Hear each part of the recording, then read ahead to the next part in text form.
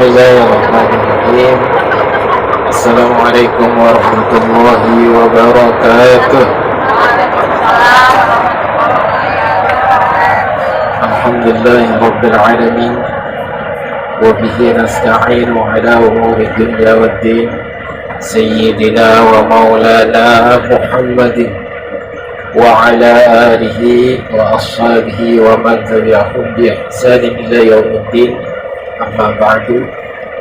Bapak, Ibu, jamaah yang dirahmati Allah Subhanahu wa taala, mudah-mudahan semuanya senantiasa diberikan kesehatan oleh Allah Subhanahu wa taala. Diberikan kelancaran rezeki, dimudahkan segala urusannya, mudah-mudahan selalu sehat. Jika ada yang sakit, mudah-mudahan Allah angkat penyakitnya. Amin ya rabbal alamin. Alhamdulillah, segala puji milik Allah Subhanahu wa taala yang telah memberikan berbagai nikmat dan karunia-Nya kepada kita. Maka sudah sepantasnya dan sudah seharusnya bila kita senantiasa bersyukur atas nikmat dan karunia yang diberikan Allah kepada kita. Seandainya kita tidak bersyukur, tentu kita akan menjadi orang-orang yang merugi kita. Hari ini kita berangkat menuju Batu Quran. Sudah pernah ke sana, Ibu? Belum. Pengen ke sana? Oke. Jadi hari ini kita ke lokasi sana. Mudah-mudahan perjalanan kita dilancarkan oleh Allah sehingga kita bisa mengenali apa yang ada di sana dan iktibar apa yang bisa kita petik, yang bisa kita ambil dari perjalanan kita ini. Salat serta salam tak lupa kita haturkan untuk baginda Rasulullah Muhammad sallallahu alaihi wasallam. Mudah-mudahan kita semuanya yang istiqamah bersolawat, mengharapkan syafaat Rasulullah, mudah-mudahan juga kita dipertemukan dengan beliau semua. Amin ya rabbal alamin. Bapak-bapak, ibu-ibu, adik-adik sekalian, sudah pada sarapan? Beneran ini pada sarapan? Sarapan apa? Sarapan? Kue dong, belum makan.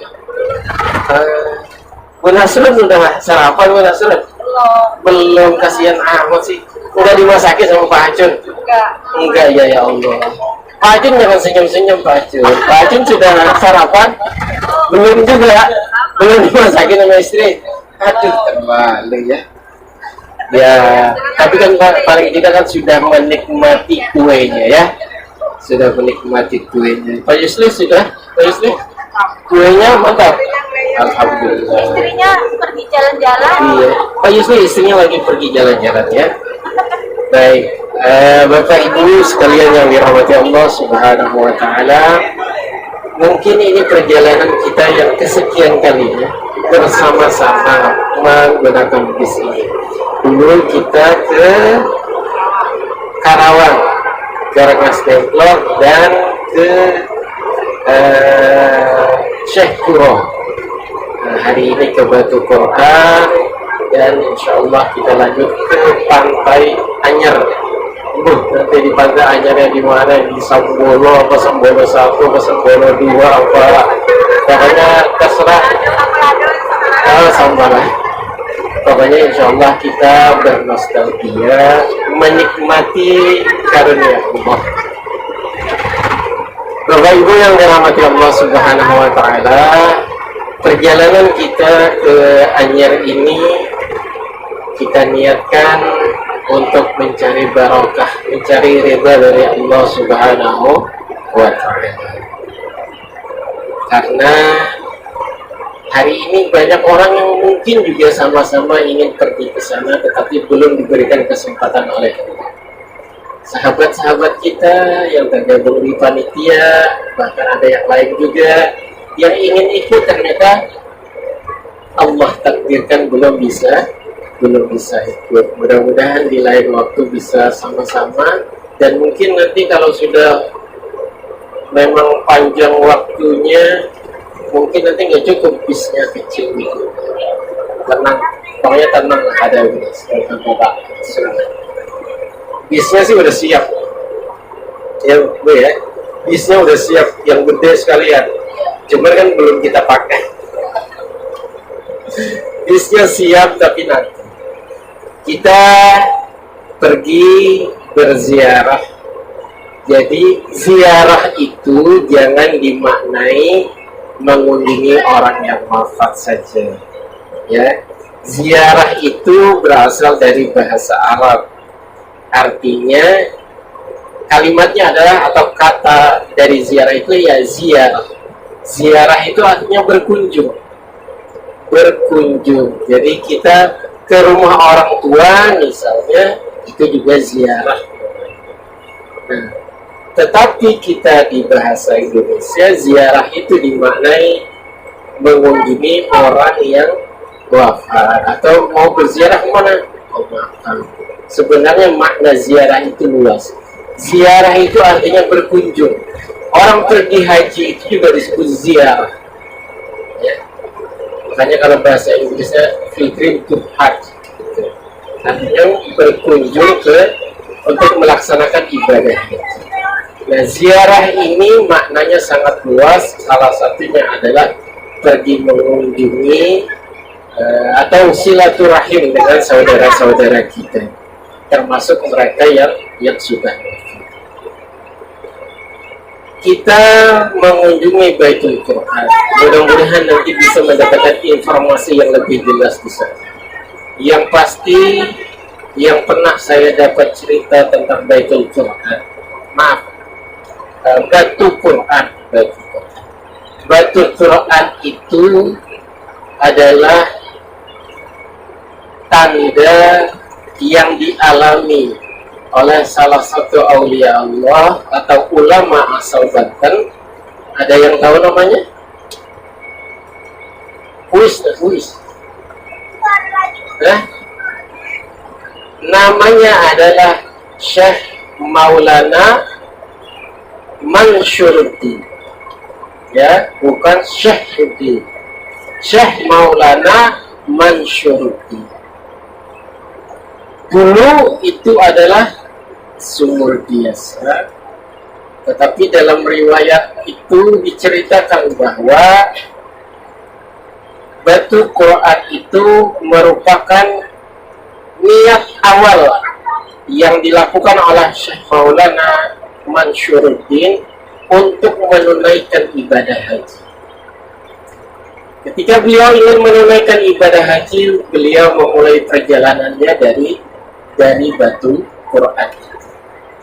Maka kemudian dalam riwayat itu diceritakan bahwa beliau berangkat bukan menggunakan seperti sekarang, bukan pesawat, tetapi karena karomahnya atau tingginya ilmu beliau hanya ya istilahnya langsung ke sana gitu. Tetapi kemudian sekian waktu setelah melaksanakan ibadah haji, tahu-tahu beliau muncul kembali di lokasi yang sama. Dan ketika beliau keluar dari sana itulah kemudian maka air dari sumur itu terus memancar tanpa pernah berhenti. Maka kemudian ketika Syekh Maulana Mansyuruddin beristirahat, beliau mendapatkan ilham supaya air yang memancar itu ditutup dengan Al-Quran. Nah, ketika beliau menutup dengan Al-Quran, maka air itu kemudian berhenti memancar yang deras, secara deras. Maka kemudian sampai sekarang dikenal dengan istilah batu Quran. Nah, sekarang orang berziarah ke tempat itu, ada yang mengambilnya buat minum, ada yang dipakai buat mandi, dan lain sebagainya, bahkan dipakai untuk orang yang sakit karena mereka meyakini bahwa itu adalah air yang barokah. Jadi silahkan diambil yang sisi yang baiknya, kemudian kita gunakan untuk kepentingan kita yang juga bermanfaat untuk menguatkan kita ibadah kepada Allah Subhanahu wa Ta'ala. Yang menjadi pertanyaan kemudian, siapa sesungguhnya Maulana Syekh Maulana Mansyuruddin itu? Ulama Banten, apakah beliau hidup sezaman dengan Syekh Nawawi Al-Bantani? Sudah kenal Syekh Nawawi Al-Bantani? Belum kenal. Nah, Banten itu banyak sekali ulama-ulama hebat. Salah satu ulama yang paling terkenal bukan hanya di Indonesia, bahkan di Malaysia, di Patang, di Thailand, sampai di Arab Saudi sana adalah Syekh Muhammad Nawawi bin Umar Al-Jawi Al-Bantan. Beliau dikenal karena keilmuan beliau yang sangat luar biasa. Bapak Ibu, kalau di pesantren itu biasanya ngaji kitab kuning.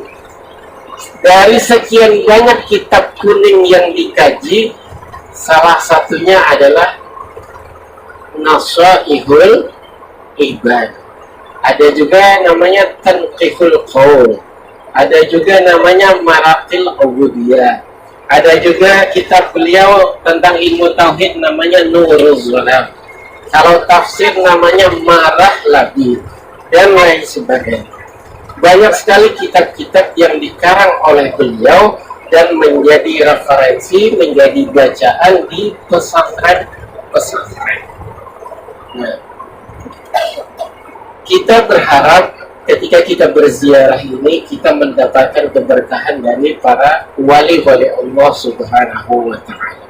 Kita berharap mendapatkan ridho dari Allah Subhanahu wa Ta'ala. Dan kenapa kita harus menceritakan riwayat atau jejak perjalanan dari para tokoh-tokoh tersebut? Biasanya kalau ada orang tua kita bercerita tentang satu tokoh, gunanya untuk apa sih? Hanya sebatas tahu saja, atau mencari pengalaman dari kisah beliau, atau ada sesuatu yang lain.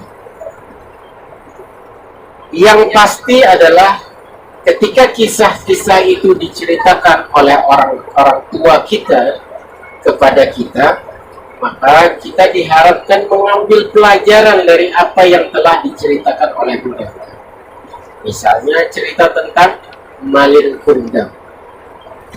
Bagaimana seorang anak harusnya berbakti kepada orang tuanya, sebaliknya Malin Kundang justru tidak mengakui keberadaan ibunya yang miskin, yang susah, sehingga dia kemudian diceritakan mendapat kutukan dari Allah Subhanahu wa Ta'ala karena durhaka kepada orang tua. Di dalam Al-Quran pun ternyata Al-Quran banyak bercerita juga tentang kisah-kisah zaman dulu, kisah-kisah zaman lampau, bahkan sebelum kejadian atau sebelum Nabiullah Adam diciptakan oleh Allah.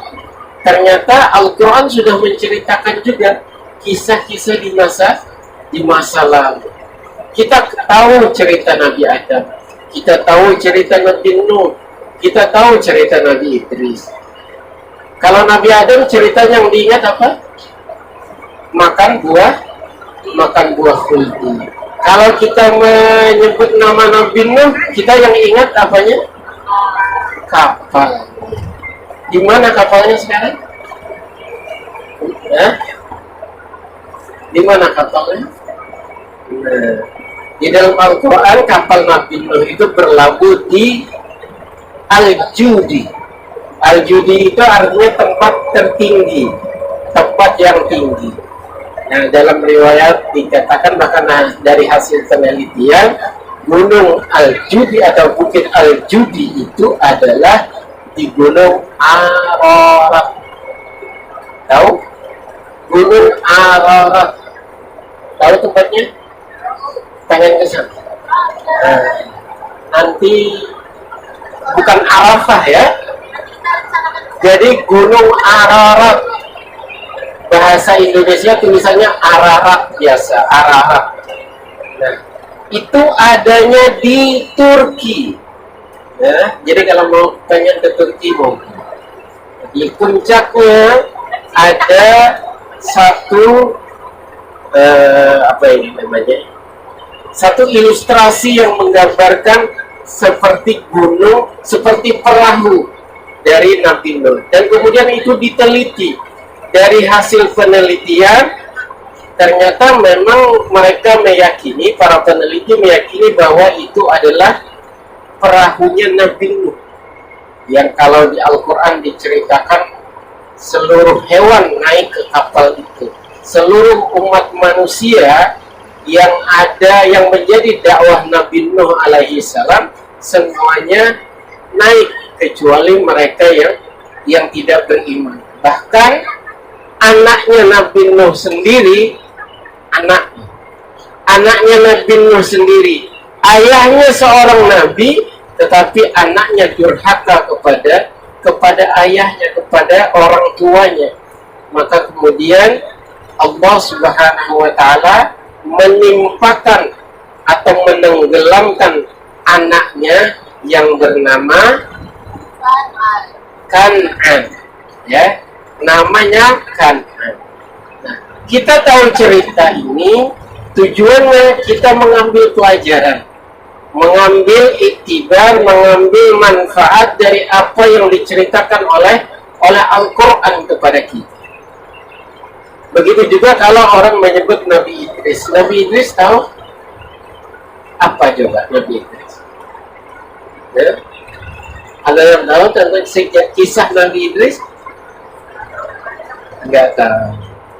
Nabi Idris itu adalah manusia pertama yang menulis, yang suka dengan ilmu pengetahuan. Makanya dipanggil namanya Idris.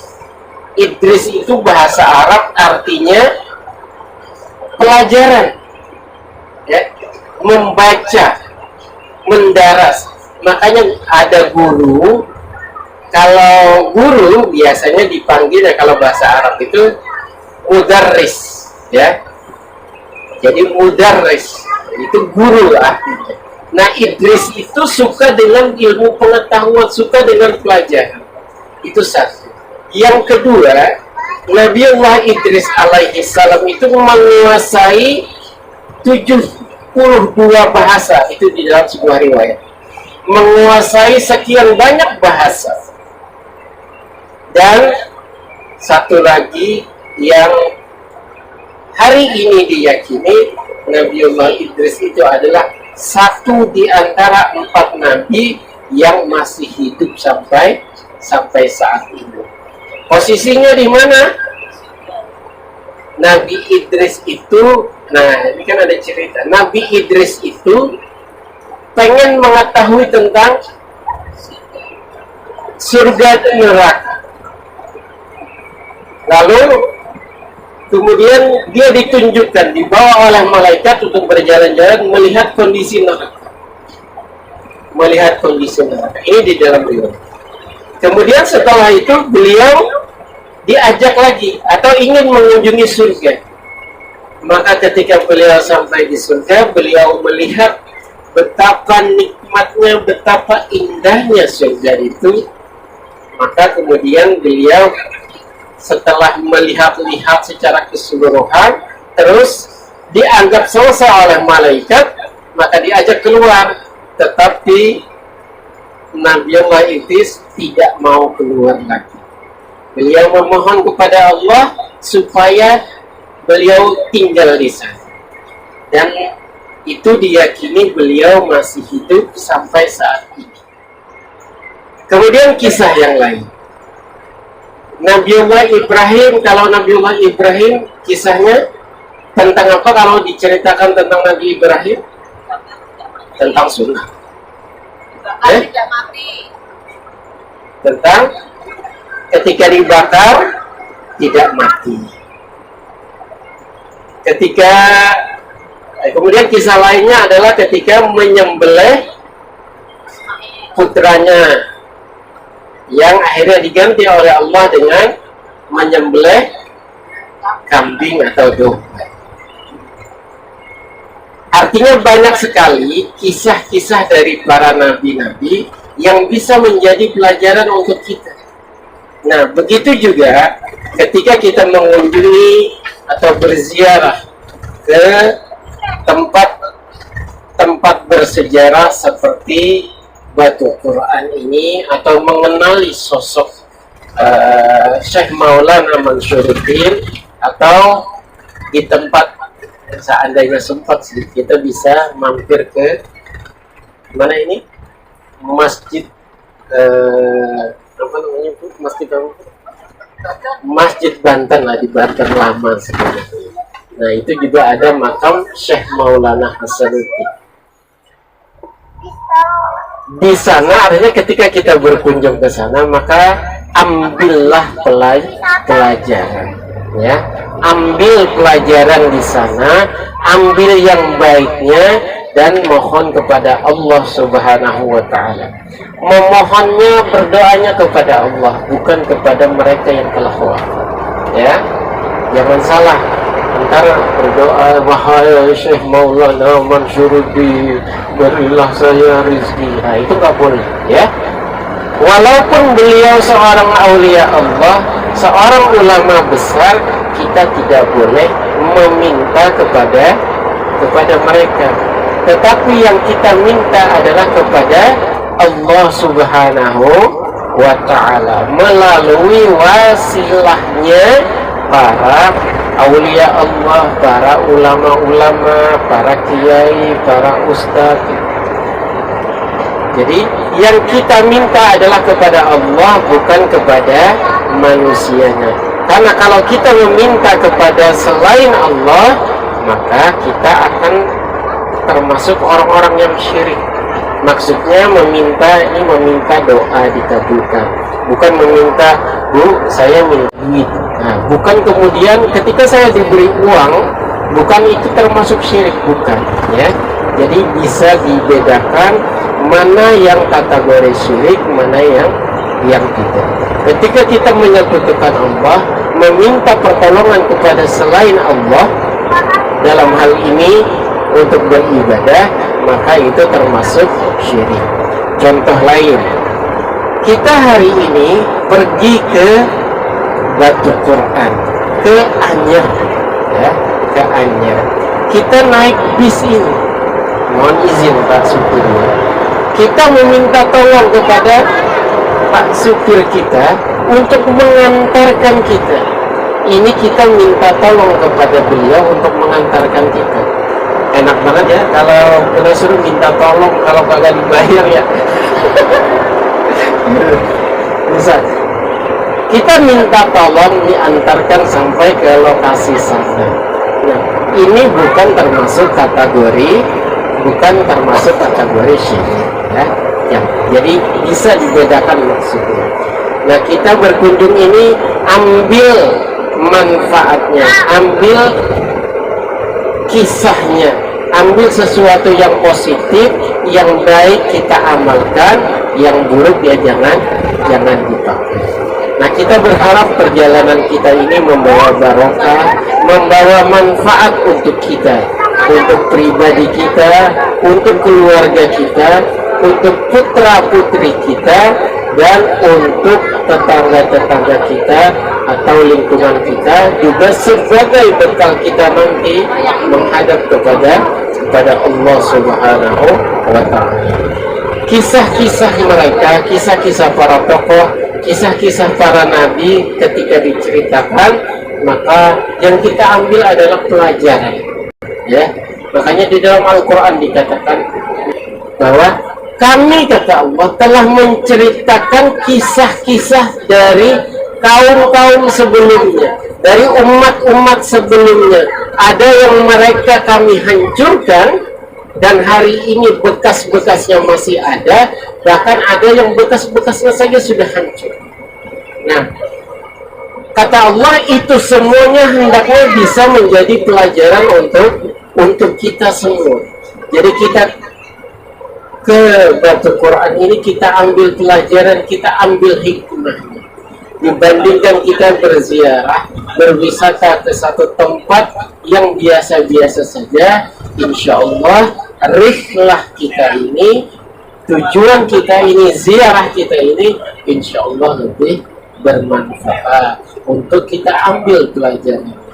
Sesungguhnya kemanapun kita berziarah, kemanapun kita bepergian, maka hendaknya kita ambil pelajaran dari setiap peristiwa atau setiap tempat yang kita kunjungi.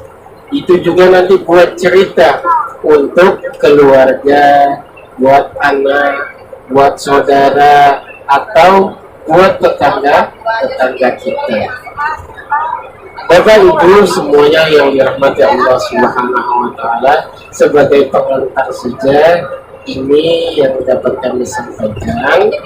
Insya Allah nanti kita ngobrol lagi, kita bareng-bareng lagi. Mudah-mudahan yang kami sampaikan ini bermanfaat untuk kita semua dan menguatkan keimanan kita kepada Allah Subhanahu wa Ta'ala. Terima kasih. Kurang lebihnya mohon maaf. Wallahul muwaffiq ila aqwamit thariq. Assalamualaikum warahmatullahi wabarakatuh.